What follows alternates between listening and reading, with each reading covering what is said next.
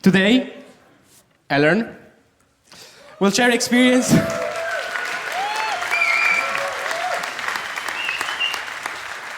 We'll share experiences in working with women's shelters and cybersecurity trainings, especially for victims of domestic abuse, facing recent technologies such as AirTags, stalkerware, and digital identities. Please give them a warm welcome.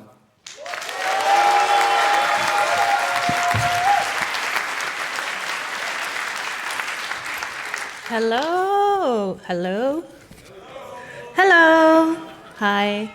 Thank you for joining my domestic abuse party. Saturday nights and everything. I named my talk Escaping Big Brother because that represents the real estate, or your ex, because that's the real problem. So, have you got your beers? Yes, we do. Okay, good, me too.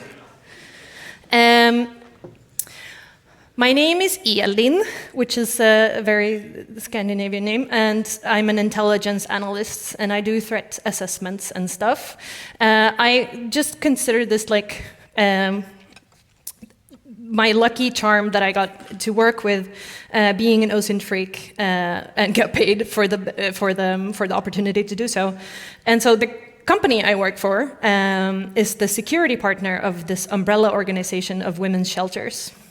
In Sweden, and they have shelters all over the country.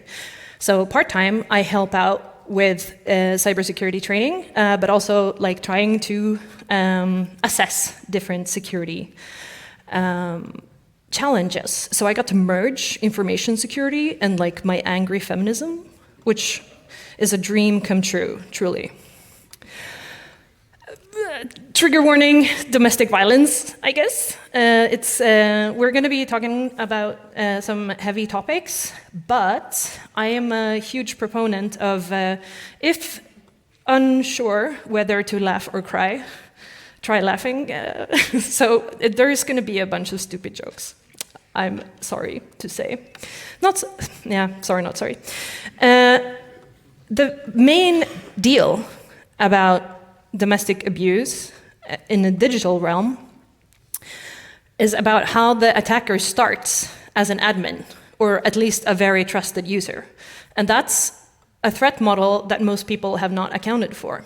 He's an insider. He already has a root. Does your threat model include your attacker sleeping next to you every night in bed? Probably not. So considering this state to analyze this security threat, here's a thought experiment.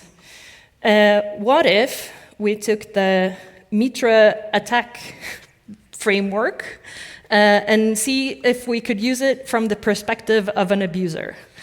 So your attacker is your boyfriend, or your husband, or your father, or your brother. And as I went through this framework, I realized that it's applicable for your average domestic violator, but also like human traffickers, pimps, patriarchs, your local crime lords, anyone who for whatever reason thinks it's useful to exploit women. So step 1, reconnaissance. What does your girl have that you can exploit to control her? What connections does she have? What is she good at? What does she enjoy? Plan to take them away from her. Step 2, resource development.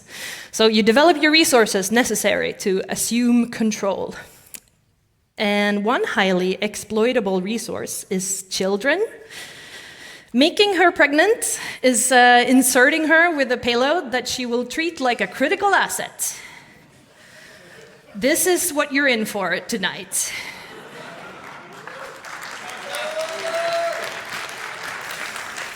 And that method is actually fucking brilliant, and is very popular in like the human trafficking and sex slavery trade, because apparently people will do anything to protect their offspring, which is, highly exploitable. So, as your initial access vector, am I still in my, nope, there. You slide into her DMs, house, and or uterus.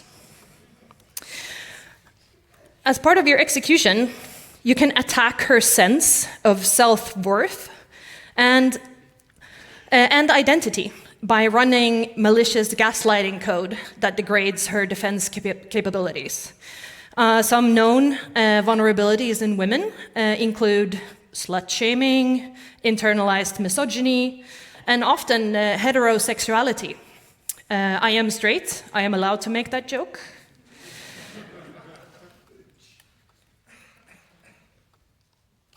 Once children are achieved, persistence in this exploit is virtually guaranteed for biological reasons, as well as supported by the legal system. While creating children is open source knowledge, the terms and conditions and licenses are legally binding and widely enforced. Meaning, even if she managed to leave, you're almost certain to be allowed access to her using the kids VPN.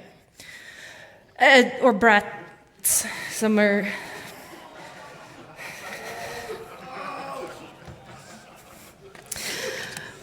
Laugh, do not cry. I mean, sometimes the jokes are so poor that I understand, yes. You can escalate your privileges because it's not enough to control her mind and body. Patriarchy recommends controlling also her financially, socially, legally. So you can escalate your privileges to control her bank accounts, ability to exercise legal action, i.e. you pwn her EID, and communications, her socials. And so depending on your victim's environment, defense mechanisms may appear. So some solutions can include abusing trusted processes like having her defend your actions or lie on your behalf to the friends and family network, or disconnect her from such networks completely. You can attempt to hide artifacts associated with your adversarial behaviors, like shaming her into covering bruises with increasingly modest clothing.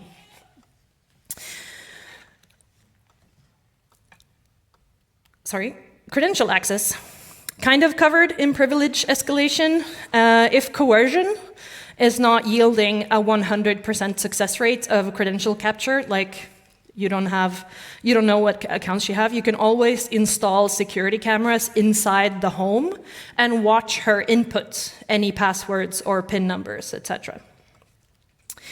And if there's anything you haven't found out about her already, investigate what relationships seem prone to survive sustained attacks and may remain trusted even after you've assumed complete control over her, such as the mother relationship. Then make sure to sever that connection as well. Lateral move. Okay, maybe this Mitra network framework is not entirely applicable to the situation. It's becoming a bit wonky, but I'm thinking if you also ensure you control her lateral movements, like for instance, you have a tracking device in her car, that is if her car is ancient, otherwise it is a tracking device that you can just gain credentials to. As we learned from Volkswagen just yesterday. Also, if you work at Volkswagen, you have this access, I suppose. Collect a sorted amount of nudes, lewds, and other materials that you can use to reinforce your coercive measures. Use them as leverage or kompromat. At this point, you can make her an agent under your command and have her transport your drugs, hide your guns, take out loans for you, buy stuff for you, or in general, just sign her name wherever you prefer not to have yours. So she's your user agent. Or wife bot. Exfiltration, okay, the matrix is kind of glitching. At this point, she's just a ghost in the shell of the person she once was. Impact. The Mitra framework describes this as the adversary is trying to manipulate, interrupt, or destroy your systems and data. And The answer is yes. Lives are getting destroyed. Women are getting murdered. When she's completely pwned like this, like according to this framework, extreme violence is often the last means of escalation remaining. So every year, about 15 women are killed by a man that they've loved. In Sweden, where I'm from, which is like one of the good countries. I suppose this is a fairly low number, but it's also an unknown number of people suffering in the previous stages that I've described. So one common question is like, but if this is so awful, why doesn't she leave? Well, actually, she probably did try to leave. Most are killed in the process of leaving. That's when the true last escalation occurs. Or because he thinks she's leaving. Like she started to change her passwords or started to cover up the cameras. When she's starting to take action is often the most dangerous point, in short. And digitally controlling loved ones is exploding in prevalence. I bet a bunch of you in the audience have an app that at any moment could tell you where your partner is, like GPS coordinates. And this is not necessarily problematic, but I think you can see how this is very abusable for someone who is not nice. Leaving used to be hard. Then came the surveillance state internet, a militarized zone where everything is kept. So imagine her life in this environment. I will be sharing examples from real life to illustrate how all-encompassing the possibilities of surveillance and control are today. So here are some ways of exerting control. Starting with home camera surveillance. There was a woman, she approached a shelter, and she said she didn't think she was being monitored in her home, but he knew all these things that he couldn't have, and she did not understand how he knew all these things when he wasn't even home. So they told her to check for cameras. One night he was out, and she turned the lights down, and she used her phone's camera to like film the inside of her apartment, and small purplish infrared camera sensors were looking back at her from every corner of the flat. She's free now. Tracking hardware. I'm gonna open a link now and see if this works. Yeah. Apple is literally advertising that you should get a watch that the parents control. This is good to find out if your kid has made it back home from football practice, but it's of course also usable to monitor adults. I mentioned them specifically because they advertise geofencing. That's the "Where's Erica" thing here.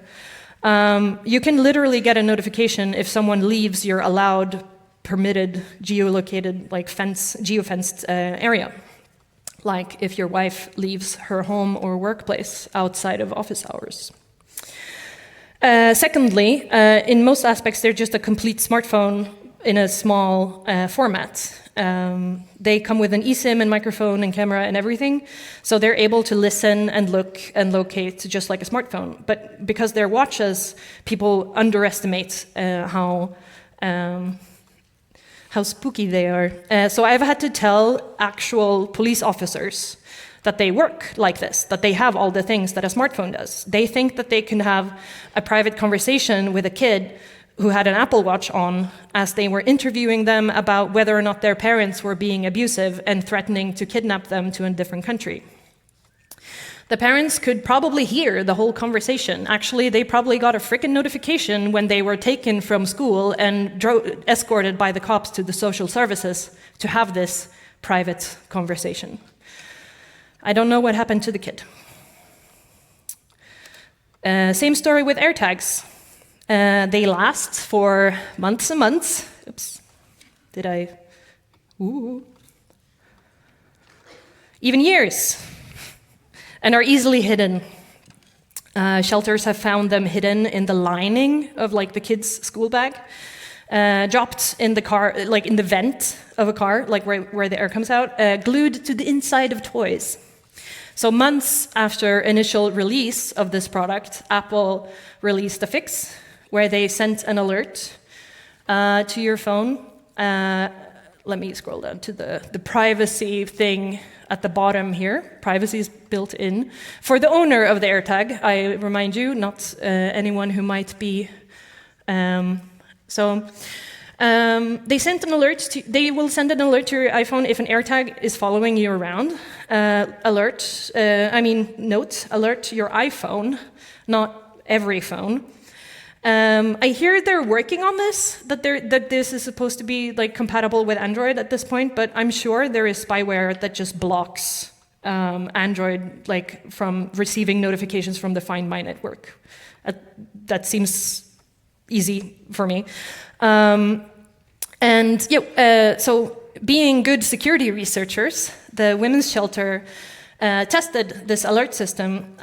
They bought an AirTag, registered it, set it up, and then had one of their colleagues bring it home with her, and then they waited for it to reveal itself.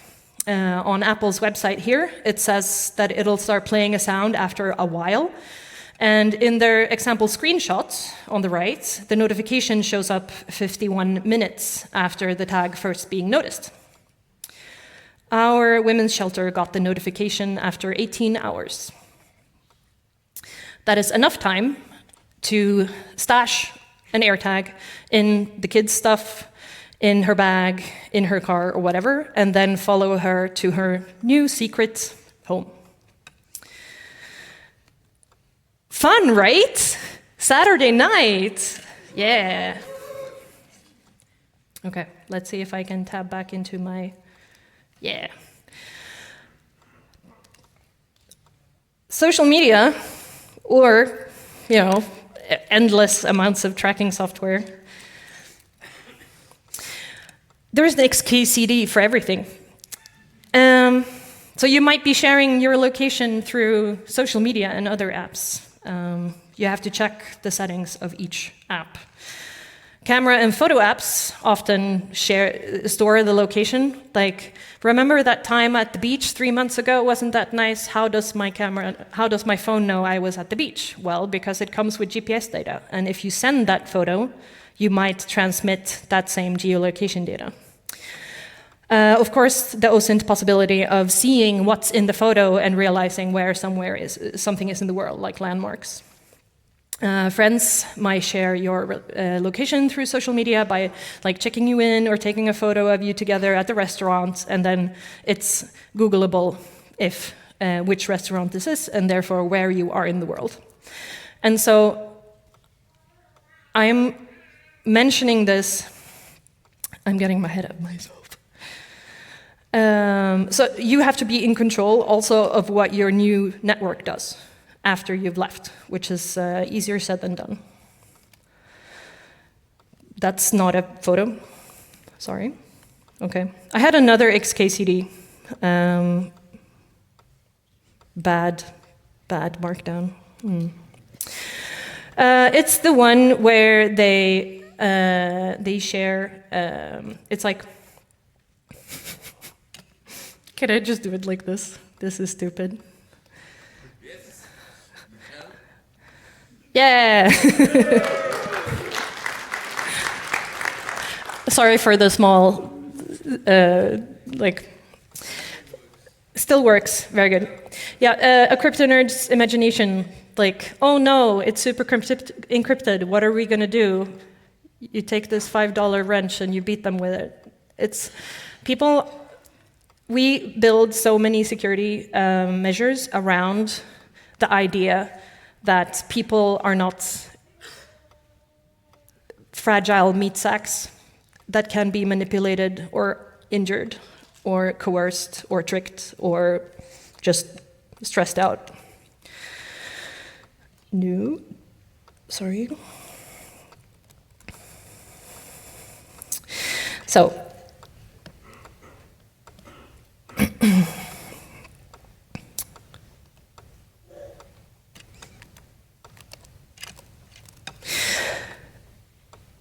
The list of ways to navigate and to monitor someone online is, of course, very long. Once you act on the internet, like you have shopping apps or ride-sharing apps or food delivery services, all of these could potentially reveal your own location. The Snapchat map, find my network, recent logins from this new town. Do you recognize this? IP addresses. Welcome to, Radisson Blu Hamburg. Your Wi-Fi will automatically connect, and you go to wiggle.net repository to see where this, Wi-Fi network is in the world. The psychology of control. Fortunately, this is not. This is like even a bit too dark for me, and this is the expertise of the women's shelters who actually work directly with the victims. The idea that many get is like, it's just better if I do what he says. This facetious degrading of her defense capabilities I was talking about, like in the former part, leads to that you can teach her to take the path of least resistance to your benefit, usually doing whatever necessary to avoid the next attack. You manipulate the system to avoid future attacks. Sorry, is that 10 minutes has passed, or I have 10 minutes left? 10 minutes left, very good. I mean,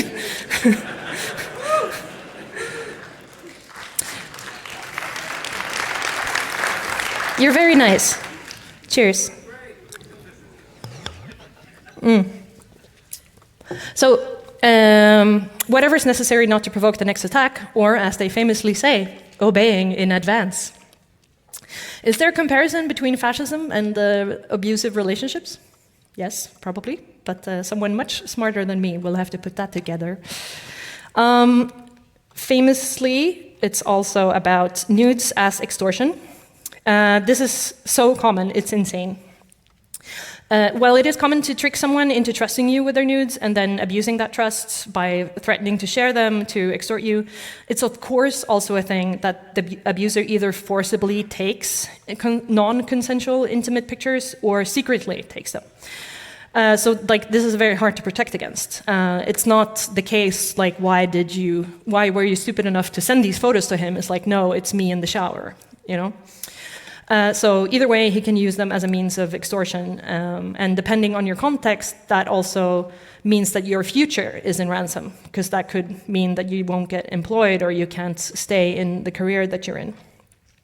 This is, by the way, absolutely rampant among kids, like literal children taking and sharing nudes of themselves and each other with no regard for the fact that they're generating illegal content and then threatening to spread them.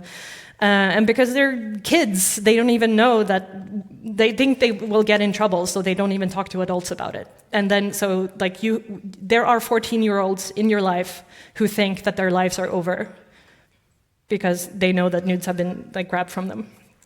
I've mentioned this, but the forced disclosure of credential and biometrics is just also a given.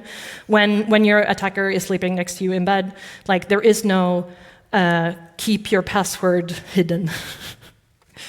This is just not applicable.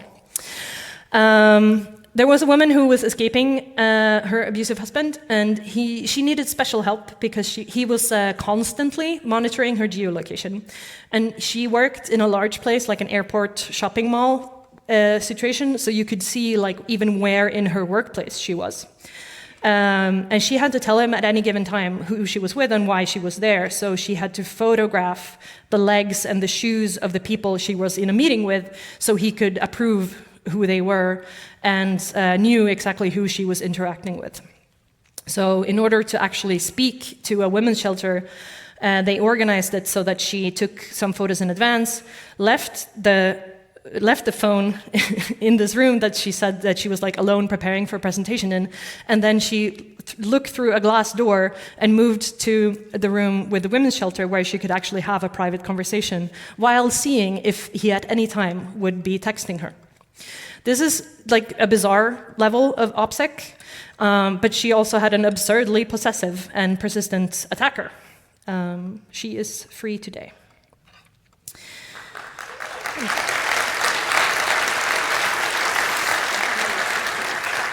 So I think you're appreciating the level of the challenge here, but it is all about that threat model. So one thing they'll tell you at women's shelters is that it's not the capacity of the threat actor, it's like his persistence, his motivation. It's not the easily distracted, like super capable person, it's the village idiot who just won't give up and will never let her go. That's the real problem. It's also a battle of attrition. It's whoever is first to be exhausted, who is the first to lose. So giving up is not an option. Some examples of persistence that are, so many of these issues are actually because of like obscurity. Like they're insecure because of obscurity. We don't know well enough how they work, so we're not sure how to guard against them. And one of those things is parental control on devices. So we've seen cases where an Apple account has been moved to, that has been like designated as a minor or whatever, and moved to a new device, and the new device has retained that sort of like master-slave relationship to an admin device. And this is like very intransparent how to remove. And I assume it's so that your average teenager can't escape it, and so that, you know, the lockdown at 10 p.m. is not like they can't get around it, but it of course can be used to surveil and monitor adults. And this is a legal and default feature. It's not even jailbreaking. And unrooting a device is kind of difficult. Like, it's even for an experienced user, we're not sure if it's safe. The car, the parking apps. The parking apps, so you have them here too. Camera parking, where you don't actually have to like interact with a parking thing. You just like drive in, and a camera checks out your license plate, and it starts your parking meter automatically. Apparently, you can just add anyone's car to your parking app, and you get a notification when they enter like Hamburg, like Europa Passage, or whatever it's called, because it's whoever is paying that gets the notification. No verification needed. So get a new car, I guess. Access to the kids, of course, also a nightmare. If you like, they have an Xbox account, you're friends with them, you can see now that they're logged on. If you know that they have a Steam account that's on a gaming computer that's only at home, that's when you know when it's time to go and kidnap them, etc., etc. I'm gonna run over time, I can already tell. Social media. There was a case where there was a safe house that was run by the municipal social services, and they tried to enforce like a no devices policy, but there were a couple of bored kids, and so they were locked up in there with their mom, and so they were doing like a TikTok dance or whatever. I sound very old. And they were not posting the geolocation or where they were, but in the damn comments, there was another kid who wrote like, "Oh, you guys are at Safe House 11. I recognize the bed sheets. Because I've been there." And they share this with no regard, like they have no idea of the consequences. And I know you can imagine how this, yeah. Defender's dilemma, galore, when it comes to learning on the fly. And also, traumatized people are terrible learners. It's very hard to explain and how to say, like, you need to focus on all of these details when you're, like, literally panicking. So any and all defensive measures that we recommend, they have to be very difficult to get wrong. There's a supply chain attack in the sense that you're reliant on others not leaking your information. Anything from like the tax agency not revealing your new address to someone, and like the parents on the new school not taking pictures and uploading of your kids. You can be court-ordered as a victim to provide your attacker with OSINT materials. This is considered an upgrade according to the state, a patch. Because it used to be that you needed to bring them physically to meet your abuser. Now you send photos of where you are in public, or have video calls with no like support on not sharing like your IP address or whatever. This is a result of the original sin, of course. Here's me showing my hand that I'm not a programmer.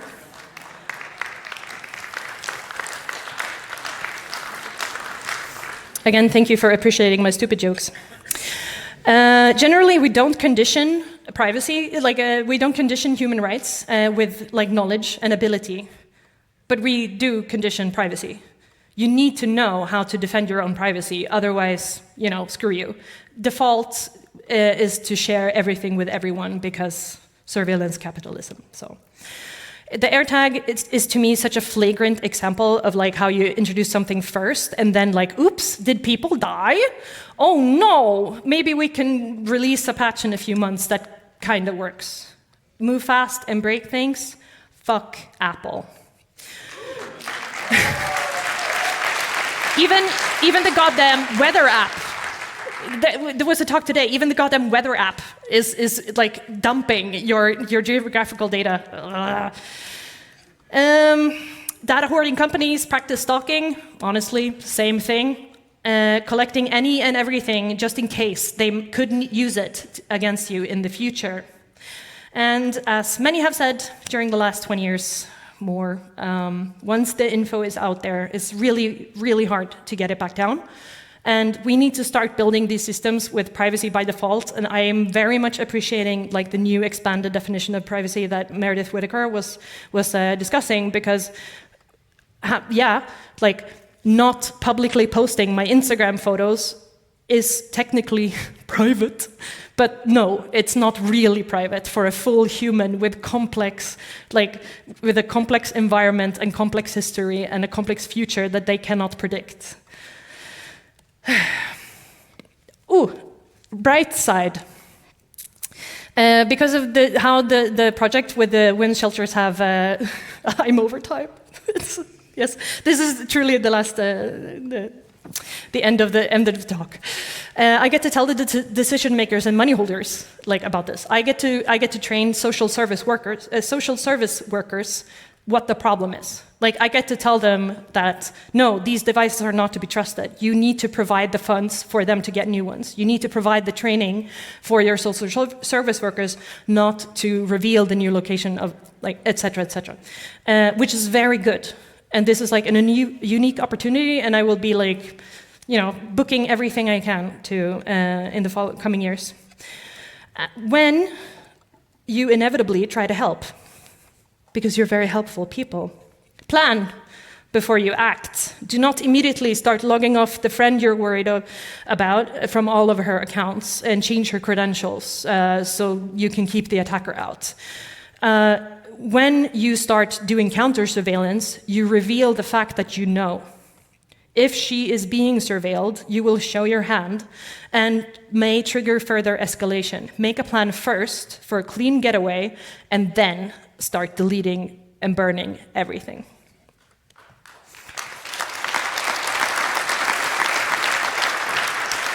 And work together with women's shelters, Frauenhäusen.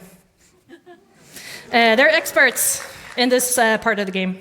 Report abusers. They do it because they get away with it. And go assist your local shelter with counter-surveillance, digital forensics or training. Help them wipe devices. Make secure and disinfected backups so that you can keep some semblance of a real life even after you have to go into hiding. So, thank you.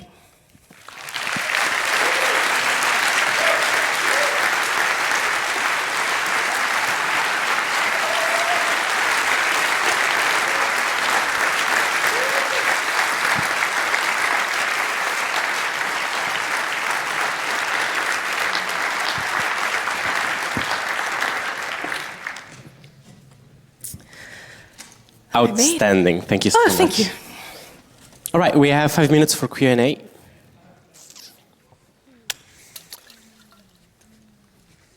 Hello. On the left. Yes. Hi. Not all heroes wear capes, I guess, is what I'm going to start with. But Sometimes they wear caps. yeah, there we go. There we go. But one thing I would like to ask: what do you think about IoT and smart homes? I guess I just wanted to have this out there, in the public. It hasn't been mentioned explicitly. Yes, as you can, my list was already too long. No, IoT is just as bad as you think, and it's ripe for abuse. They're not built with any kind of security, as default. There's a famous tweet where someone was like tech fanboys. It's like, my whole home is smart. I've automized everything. And then it's like real tech people. It's like, I have one printer and I hold a gun towards it in case it makes a sound I do not recognize. If you were at the Belarus anarchist talk, using a hammer to smash a phone that you don't like is also, yes, burn everything. Let's go. Number 5. First of all, thank you for the talk. I heard about stalkerware like half a year ago because I think one of them got busted. They just deleted their backups. And as far as I know, you need to root a device to install it, so it's kind of technically complicated. As they're like so easy methods, like the Apple AirTag, is like stalkerware widely used? And do you know if it's like easy for like a person who is technically be knowledgeable to identify if their phone is infected? Thank you for this question. It's a kind of a complicated subject. I would refer back to threat model. If you think that your abuser is capable of either installing such a device, or installing such stalkerware, know what it is, and has like the motivation to do it. So we've seen, for instance, when it's like enough to just use parental controls for someone who's like, I bought my wife's iPhone, so I can control it from there. And then you have like honor-killing potential victims that are members of like a clan where there are Saudi Arabian money and Pegasus waiting to be installed in case you need to control someone in the diaspora or who's leaving the family. So like it's all whether or not it's there is probably down to threat model. And then the second part of the question, if someone who's like capable of identifying these tools, it varies too much. How they reveal themselves. There are, I've Googled, it's just like, I want to install spyware. And it was like, ours is great because it's not noticeable. And then I wrote to them and I'm like, hey, I think I'm worried that my boyfriend installed this on my phone. What should I do? And there's like, it's okay. We would never sell to someone who's an abuser. And so the problem is that the range is too wide, and trying is always good because security is on a scale, but there are no guarantees. Mike 6. First of all, thank you for your work. And my question is, what's so weird to hear myself? So in my opinion, it's always better to prepare before something is happening. So would there be an advice you would give to women in general so we maybe can avoid such situations you just described? I absolutely agree. It's better to prevent security breaches than trying to fix them afterwards. Rely on your network. Like, never let someone isolate you. If they do not want you to talk to your friends and family, and if you're not allowed to criticize your partner or your friend or your family, it's because they're trying to like control you. Like, remain steadfast in that you are like a true like a human with value and allowed to be a full, complex human. And because that's the first thing that they want to take away from you. So, and help like guard and educate friends and family, daughters and sons, not to like fall into this pit, and that no one is ever really alone. We can always help.